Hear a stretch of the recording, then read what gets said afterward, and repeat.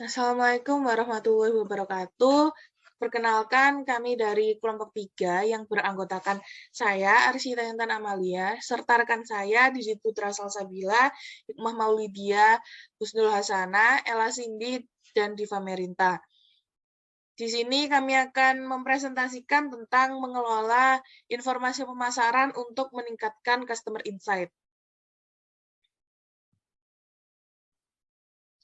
Pada slide ini menjelaskan tentang informasi pemasaran dan pelanggan, di mana pengertian marketing sendiri adalah proses saat perusahaan menciptakan customer value dan membangun hubungan yang kuat dengan para pelanggan. Sedangkan customer value itu kepuasan konsumen yang didapatkan setelah mereka membeli produk yang kita tawarkan. Customer value dapat membantu kita menjalin hubungan mutualisme yang saling menguntungkan antar perusahaan dan customer-nya. Dan yang kedua, mengetahui apa yang dibutuhkan pelanggan dan apa yang diinginkan. Kemudian informasi pemasaran big data saat ini. Seperti yang kita tahu, big data semakin dibutuhkan oleh berbagai kalangan di era serba canggih seperti sekarang. Berikut adalah peran big data yang dapat membantu perkembangan perusahaan secara optimal. Yang pertama, memperbaiki customer relationship management. Yang kedua, recommendation engine. Ketiga, mencegah penipuan. Dan yang terakhir, membantu sistem operasional bisnis agar lebih optimal. Lalu, mengelola informasi pemasaran. Customer insight dapat dikumpulkan dari berbagai sumber seperti data layanan pelanggan, ulasan produk, serta layanan, riset pasar, riwayat pembelian, dan sentimen pelanggan, serta dapat memberikan peluang bisnis untuk mempersonalisasikan dan menyesuaikan produk lebih baik dengan kebutuhan, keinginan, serta permintaan pelanggan. Terima kasih atas kesempatannya. Saya Diva Merinta dengan akhiran NIM 068.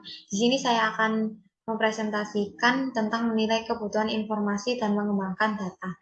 Yang pertama ada menilai kebutuhan informasi. Beberapa manajer akan meminta informasi apapun yang dapat mereka peroleh tanpa memikirkan dengan cermat apa yang sebenarnya mereka butuhkan. Sebaliknya, manajer lain mungkin mengabaikan hal-hal yang seharusnya mereka ketahui atau mereka mungkin tidak tahu untuk menerima beberapa jenis informasi yang seharusnya mereka miliki. MSI harus memantau lingkungan pemasaran untuk memberikan informasi dan wawasan kepada pengambil keputusan yang harus mereka miliki untuk membuat keputusan pemasaran utama.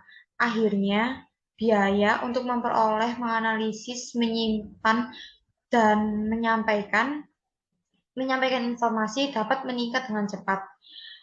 Perusahaan harus memutuskan apakah nilai wawasan yang diperoleh dari informasi tambahan dan sebanding dengan biaya penyediaan yang baik nilai maupun biaya seringkali yang sulit untuk dinilai. Yang kedua adalah mengembangkan data. Sistem informasi pemasaran merupakan sistem informasi manajemen perusahaan, terutama dalam menyelesaikan bagian pemasaran perusahaan secara terkomputerisasi.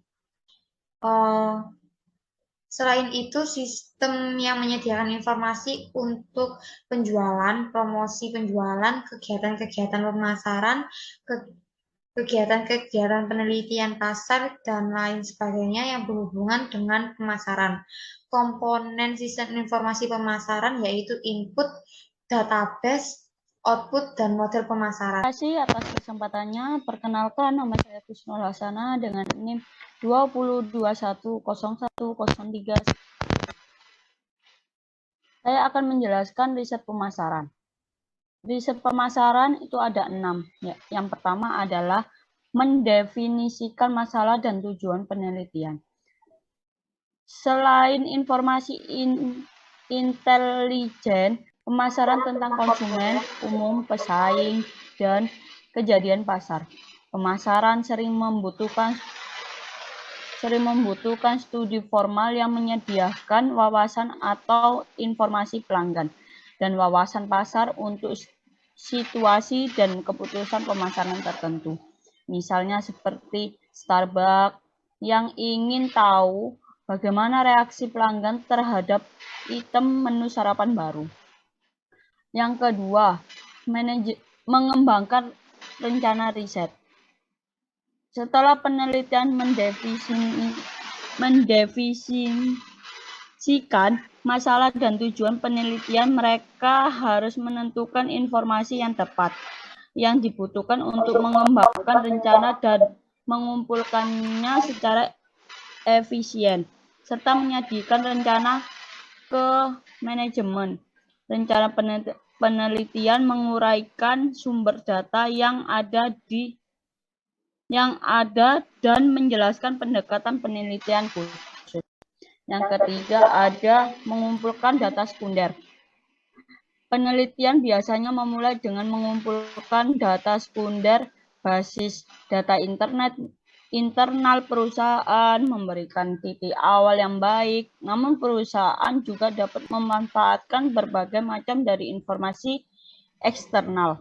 Perusahaan dapat membeli data sekunder dari pemasok luar, misal Nielsen menjual data wawasan pembelanjaan dari panel konsumen lebih dari 250 rumah tangga di 25 negara di seluruh dunia dengan ukuran percobaan dan pembelian berulang, loyalitas merek, dan demografi pembelian. Yang keempat, pengumpulan data primer. Data primer adalah informasi yang dikumpulkan untuk tujuan khusus riset. Merancang rencana pengumpulan data primer memerlukan sejumlah keputusan tentang pendekatan riset, metode hubungan, rencana pengambilan sampel, instrumen riset. Pendekatan riset. Yang pertama ada observasi. Observasi pendekatan yang cocok digunakan untuk observasi paling cocok yaitu riset eksploratif. Observasi riset melibatkan pengumpulan data primer dengan mengamati konsumen, orang, tindakan, dan situasi yang relevan. Contohnya, pengencer makanan, dan lain-lain. Yang kedua ada survei, pendekatan yang cocok untuk dan saat melakukan survei menggunakan riset deskriptif. Sebuah perusahaan yang ingin mengetahui tentang informasi, preferensi perilaku konsumen dapat mengetahui dengan melakukan survei. Eksperimen, pendekatan yang cocok saat melakukan eksperimen yaitu menggunakan pengumpulan informasi kausal, metode hubungan. Yang pertama adalah surat, yang kedua ada telepon, yang ketiga ada wawancara, yang keempat ada online. Untuk surat, metode ini dapat memudahkan jika membutuhkan informasi dengan jumlah banyak dengan biaya rendah tiap responden. Yang kedua ada telepon. Salah satu metode terbaik adalah menggunakan metode wawancara telepon. Yang ketiga adalah wawancara pribadi atau kelompok. Metode ini fleksibel dan pewawancara dapat memberikan pertanyaan secara tepat. Yang keempat ada online. Perkembangan teknologi yang semakin memadai. Baik, terima kasih atas kesempatannya. Di sini saya akan melanjutkan presentasi mengenai rencana pengambilan sampel. Sampel sendiri adalah segmen dari populasi yang dipilih untuk riset pemasaran untuk mewakili populasi secara keseluruhan. Nah, sampel yang digunakan ini harus representatif sehingga peneliti dapat membuat perkiraan yang akurat. Dan untuk rencana pengambilan sampel, periset harus memperhatikan satuan sampel, ukuran sampel, dan juga prosedur sampel. Lalu yang kedua, instrumen riset. Dalam mengumpulkan data primer, Riset pemasaran memiliki dua pilihan instrumen, yaitu yang pertama, kuesioner. Kuesioner merupakan instrumen yang paling umum digunakan dan sangat fleksibel digunakan dalam sebuah riset. Yang kedua, instrumen mekanik. Riset biasanya menggunakan instrumen ini untuk memantau perilaku konsumen. Next slide. Menerapkan rencana riset. Riset harus menerapkan atau mengimplementasikan rencana riset pemasaran. Nah, dalam penerapan rencana riset ini pastinya melibatkan pengumpulan, pemrosesan, dan juga menganalisis sebuah informasi atau data. Pengumpulan data dapat dilakukan oleh staf sebuah perusahaan riset pemasaran atau dari perusahaan luar. Periset juga harus mengamati dengan cermat untuk memastikan bahwa rencana tersebut dilaksanakan dengan tepat. Periset juga harus memproses dan menganalisis data yang terkumpul untuk mengisolasi informasi atau data dan penemuan penting. Mereka juga harus memeriksa data untuk akurasi dan kelengkapan serta mengkodekannya untuk analisis. Periset juga mentabulasikan hasilnya untuk menghitung ukuran statistik, lalu menafsirkan dan melaporkan hasil penemuan. Periset juga harus menafsirkan hasil penemuannya, lalu menarik kesimpulan, dan melaporkan hasil penemuannya tersebut pada manajemen. Periset harus menyajikan hasil penemuannya dengan fakta yang terjadi yang dapat digunakan dalam sebuah keputusan yang akan dihadapi oleh manajemen. Periset tidak boleh melebih-lebihkan angka maupun teknik statistik. Dengan demikian, manajer dan periset harus bekerja sama secara erat ketika menafsirkan hasil penelitian dan keduanya harus berbagi tanggung jawab untuk proses riset agar mendapatkan keputusan yang tepat. Baik, selanjutnya akan dilanjutkan oleh rekan saya. Terima kasih. Terima kasih atas kesempatannya. Perkenalkan, nama saya Dit Putra dengan NIM 050. Di sini saya akan menjelaskan tentang menganalisis dan menggunakan informasi pemasaran. Yang pertama ada Customer Relationship Management. Di era data saat ini, sebagian besar perusahaan dibanjiri informasi tentang pelanggan dan pasar mereka. Namun, perusahaan pintar menangkap informasi di setiap titik kontak pelanggan yang memungkinkan untuk mengatasi masalah tersebut. Banyak perusahaan kini beralih ke manajemen hubungan pelanggan untuk mengelola informasi rinci tentang pelanggan individu dan hati-hati mengolah titik kontak pelanggan untuk memaksimalkan loyalitas pelanggan. Contohnya, The Wall yang menggunakan antarmuka seperti Facebook untuk menyajikan tampilan gabungan dari setiap pengalaman layanan pelanggan MedLife, sistem CRM yang inovatif mengambil data pelanggan dari 70 sistem MedLife beta yang berisi 40 juta perjanjian pelanggan dan 140 juta transaksi. Hal ini menempatkan semua informasi pelanggan tertentu dan tautan terkait ke dalam satu catatan pada satu layar. Diperbarui hampir secara real time. The Wall telah memberikan dorongan besar pada layanan pelanggan dan upaya penjualan silang MedLife. Yang kedua, ada Big Data dan analisis perusahaan. Big Data dapat menghasilkan hasil yang besar, tetapi hanya yang mengumpulkan data dan menyimpan data dalam jumlah besar, memiliki nilai yang kecil. Seperti yang dikatakan oleh seorang eksekutif pemasaran, sebenarnya wawasan besar dari data besar itu membuang 99,999% dari data itu untuk menemukan hal-hal yang dapat ditindaklanjuti. Menurut pakar, data lainnya, data yang benar mengalahkan Big Data yang merupakan tugas analisis pemasaran. Analisis pemasaran terdiri dari alat analisis, teknologi, dan proses yang digunakan pemasar untuk menggali pola yang berarti dalam Big Data untuk mendapatkan wawasan pelanggan dan mengukur kinerja pemasaran. Yang ketiga, mendistribusikan dan menggunakan informasi pemasaran.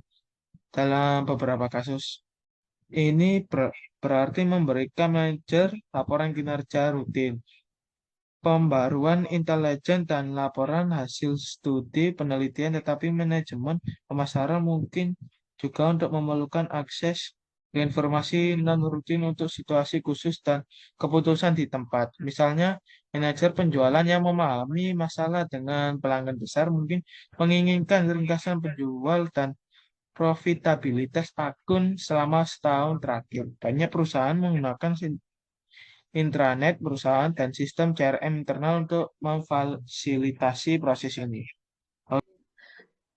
Baik, terima kasih atas kesempatannya. Di sini saya akan melanjutkan presentasi dari rekan saya. Sebelumnya, perkenalkan nama saya Rasmi Puspitasari dengan akhiran NIM 058. Nah, di sini kita membahas tentang pertimbangan informasi pemasaran lainnya. Informasi pemasaran memiliki dua konteks yang khusus, yaitu riset pemasaran di bisnis dan organisasi nirlaba, dan riset pemasaran internasional beserta dengan kebijakan-kebijakan publik dan isu-isu etika dalam riset pemasaran. Nah, yang pertama kita akan membahas tentang riset pemasaran di bisnis kecil dan organisasi nirlaba. Nah, ini merupakan membutuhkan informasi terkait pasar dan wawasan pelanggan yang dapat mereka berikan. Namun, studi penelitian skala besar berada di luar anggaran sebagian besar organisasi kecil. Namun, di sini banyak teknik riset dengan cara yang tidak terlalu formal dan dengan sedikit atau tanpa biaya. Pertimbangan bagaimana seorang pemilik usaha kecil melakukan riset pasar dengan sedikit uang. Dalam bisnis, kita harus mempertimbangkan kualitas karena akan mempengaruhi harga. Dengan demikian, usaha kecil dan organisasi nirlaba dapat memperoleh wawasan pemasaran yang baik melalui observasi atau survei informal menggunakan sampel kecil dan praktis dengan menyertakan dukungan media lokal, asosiasi, dan lembaga pemerintah untuk memberikan bantuan khusus untuk organisasi kecil. Nah, yang kedua adalah riset pemasaran internasional. Pemasaran dalam bisnis internasional ini sangat kompleks daripada pemasaran domestik, karena pemasaran internasional dimulai dengan mendefinisikan masalah penelitian dan menggambarkan hingga menafsirkan, melaporkan hasil dari penelitian yang mana berurusan dengan pasar yang beragam di banyak negara. Nah, negara ini juga berbeda ya rekan-rekan. Sedangkan pemasaran domestik dengan pasar cukup homogen. Pasar-pasar ini bervariasi dalam tingkat perkembangan ekonomi, budaya, dan kebiasaan berdasarkan pola pembeliannya. Yang ketiga, adanya kebijakan publik dan etika dalam riset pemasaran. Nah, riset pemasaran dalam menguntungkan pihak perusahaan, sponsor, atau konsumen karena dapat menciptakan hubungan atau komunikasi yang lebih baik, sehingga perusahaan akan memperoleh wawasan tentang kebutuhan konsumen, menghasilkan produk dan layanan yang lebih memuaskan. Namun, terkadang riset pemasaran ini dapat merugikan atau mengganggu konsumen karena disalahgunakan. Suatu nilai bisa diterima dengan baik jika kita bisa menghargai oleh salah anjir.